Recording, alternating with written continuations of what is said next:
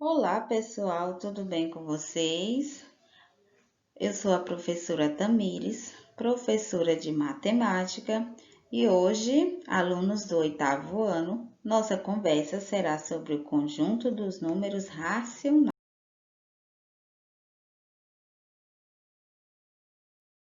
Os números racionais são os números que podem ser escritos na forma de fração.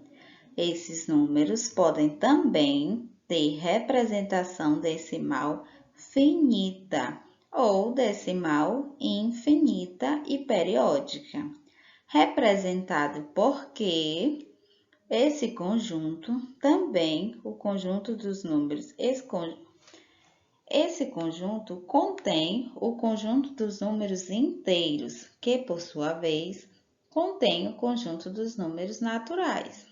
Observem que à medida que a gente vai estudando números inteiros, os números vão enriquecendo e um conjunto vai se adequando dentro do conjunto seguinte, como mostra nesse esquema.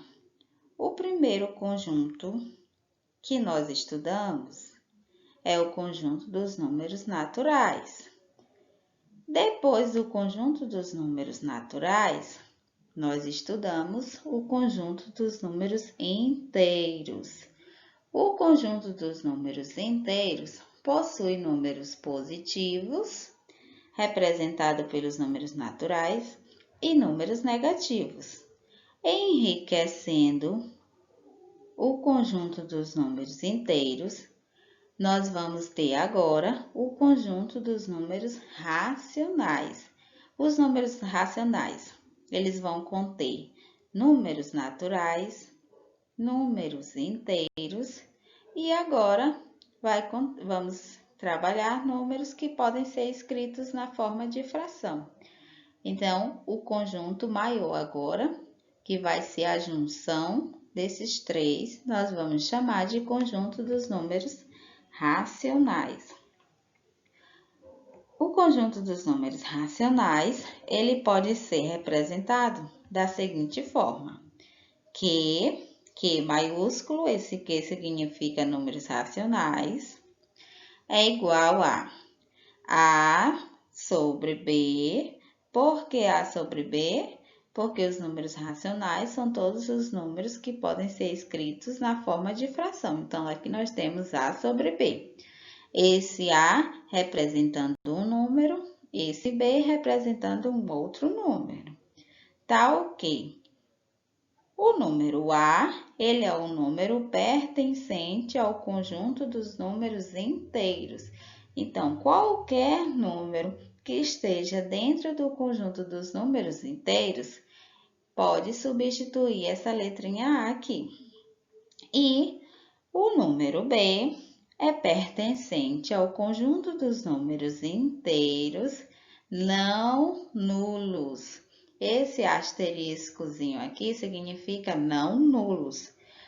Os números inteiros não nulos são todos os números inteiros com exceção de zero. Ou seja, aqui no A, nós vamos poder escrever qualquer número que esteja dentro do conjunto dos números inteiros, inclusive o zero. Aqui no B, nós iremos escrever, com exceção de zero, os números que fazem parte do conjunto dos números inteiros. Então, jamais deve ser colocado aqui o zero. Com exceção de zero, podemos substituir B por qualquer número que seja inteiro.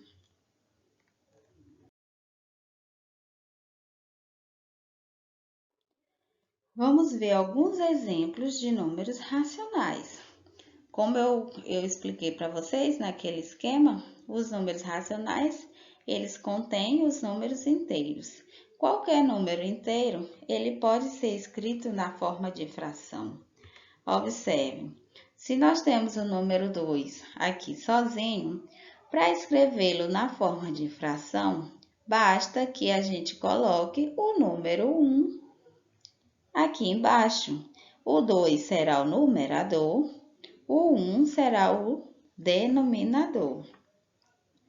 O mesmo acontece com o 5, que aqui inicialmente está sozinho. Transformando ele em fração, colocaremos 5 no numerador, 1 no denominador. O mesmo vai acontecer em relação a números negativos. Menos 7 está aqui sozinho. Então, podemos escrever menos o 7, numerador, o 1, denominador. Tudo bem? Vamos continuar. Outro tipo de números racionais são os números decimais exatos. São números que nós vamos dividir por potências de 10. Ou seja, aqui nós temos 0,2. Esse número 0,2 transformado em fração, nós vamos escrever aqui a parte decimal. A parte decimal é o número que fica após a vírgula. Então, aqui nós temos parte decimal. O número que fica antes da vírgula é a parte inteira. Então, nesse caso, vamos usar a parte decimal, que é 2. Essa parte decimal será numerador. E o denominador, a gente vai contar quantos números tem após a vírgula. Aqui, no caso, nós temos apenas um. Então, o denominador será 10. 0,2 é o mesmo que 2 sobre 10. Se você pegar e fazer a divisão, você vai obter exatamente 0,2. O mesmo vai acontecer aqui. 0,06. A parte decimal é 0,6. Mas esse zero aqui antes, ele não vai alterar o número. Então, a gente vai usar apenas o 6. 6 sobre o denominador. Vamos contar quantos números tem após a vírgula. Nós temos 2. Então, como temos 2, usaremos como denominador 100. A quantidade de zeros que você adiciona aqui no denominador é a quantidade de termos que você vai ter na parte decimal. Aqui, nós vamos ter parte inteira e parte decimal. Então, vamos usar todos os números. Nos dois primeiros exemplos, nós não usamos porque a parte inteira era 0. Mas aqui, nós temos a parte inteira, 2, a parte decimal, 173. Ou seja, vamos usar 2173 no numerador e no denominador vamos fazer o mesmo esquema. Contaremos a quantidade de termos após a vírgula. 1, 2, 3. Como são 3 termos, 3 zeros e o 1, que vai formar 1000, ou seja, 2,173 transformado em fração será 2173 sobre 1000.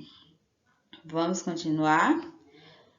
Nós temos agora os números periódicos. Esses números periódicos também são chamados de dízimas periódicas. Por que números periódicos? Porque os números periódicos ou dízimas periódicas são números infinitos, eles sempre vão ter uma repetição. Aqui nós temos o 0,333 e a reticência. Essa reticência significa que o número é infinito. Então, transformando 0,333 em fração, nós teremos 3 sobre 9. O próximo, 0,24141 e a reticência, transformando em fração, 239 sobre 990. 2,77 reticência, transformando, temos 25 sobre 9. Essa transformação da dízima periódica em fração, nós iremos abordar essa temática na nossa próxima aula. Hoje, nós iremos nos focar apenas em conhecer como é que é apresentado os números racionais. Então, os números racionais, eles podem ser apresentados na forma de fração. Então, qualquer número que possa ser escrito como uma fração é denominado número racional.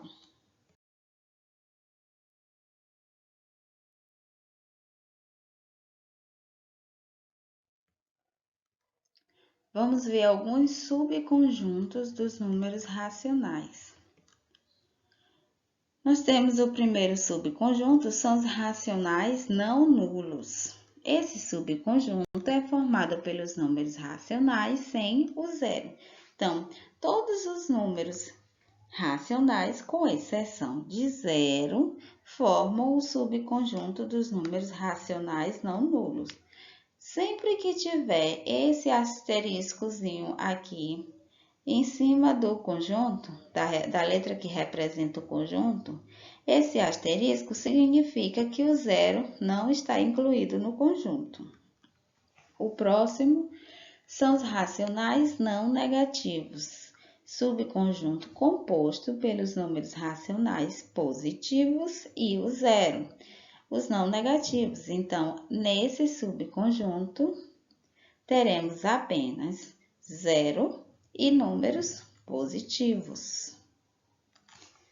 Olha aqui como é que fica na representação, pessoal. Embaixo do quezinho de números racionais, nós vamos colocar o sinal de mais. Esse sinal de mais significa que estamos falando de números racionais não negativos. O próximo são números racionais não positivos. No exemplo anterior, nós vimos os não negativos, que excluía os números negativos. Nesse, nós estamos vendo os não positivos. Seguindo a lógica, vai excluir os números positivos. E na representação, aqui o sinalzinho de menos, abaixo do que. Os racionais positivos. Esse subconjunto é composto pelos números racionais positivos. Então, nessa situação, nós iremos usar apenas os números racionais positivos. E agora aqui, ó, na descrição, tem o asterisco. Esse asterisco significa que o zero não está incluído. E o sinalzinho de mais para dizer que serão usados apenas números positivos. Lembrando que zero não é nem positivo e nem negativo. O zero não tem sinal, é nulo. Os racionais negativos também vai excluir. Agora, vamos ver a reta numérica. Como os números racionais são usados para representar frações de unidade, sua localização na reta numérica ficará entre as marcas dos inteiros, que representam precisamente unidades inteiras, ou seja, os números racionais, eles vão ficar entre números inteiros. Vamos representar 3 meios na reta numérica. Nessa reta numérica, aqui, nós podemos ver que o primeiro passo a se seguir é fazer uma seta de pontas duplas, que significa que os números são infinitos, tanto do lado direito quanto do lado esquerdo. À direita de zero, nós temos os números positivos. À esquerda de zero, nós temos os números negativos. Vamos demarcar números inteiros. Os números inteiros 1 e 2 são inteiros, menos 1 do lado dos negativos é o inteiro. Como aqui é 3/2, ou seja, essas frações, nós vamos dividir em duas partes. Cada unidade aqui entre os números inteiros serão divididas em duas partes. Aqui no desenho representado em azul. Então, aqui nós temos uma parte, duas partes. Essas partes têm que ter tamanhos iguais. Uma parte, duas partes. Do outro lado, uma, duas. Uma, duas. Agora, vamos ver. Temos que representar 3/2. O 3 é o numerador, o 2 é o denominador. O que isso significa aqui nessa fração? Que o número 3 terá que ser dividido em duas partes. Ou seja, vamos lá. A partir de 0, nós vamos contar aqui, ó, 3 partes. Vamos lá? 1, 2, 3. Então, o 3/2 vai ficar exatamente entre o número 1 e entre o número 2. Professora, não entendi. Onde ficou o 2 nessa divisão? Pessoal, lembrem-se que aqui no desenrolar da reta numérica, dividimos cada unidade em duas partes iguais. E aí, dessas divisões em partes, iremos contar 3 partes. 1, 2, 3. Ou seja, aqui é a localização do 3/2.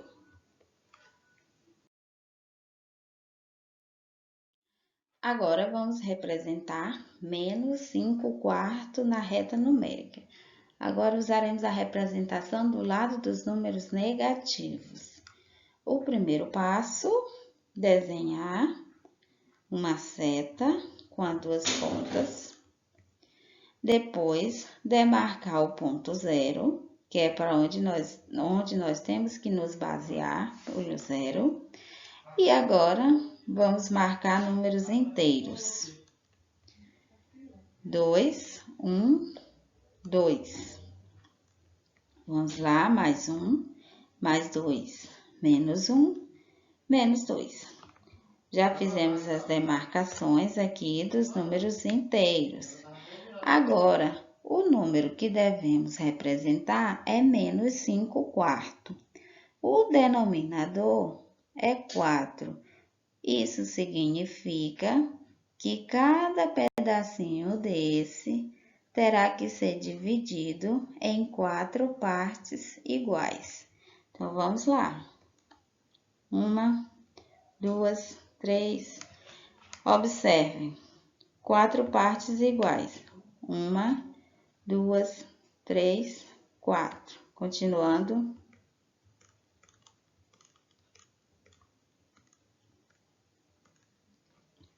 Feito isso, vamos determinar agora a posição de -5/4.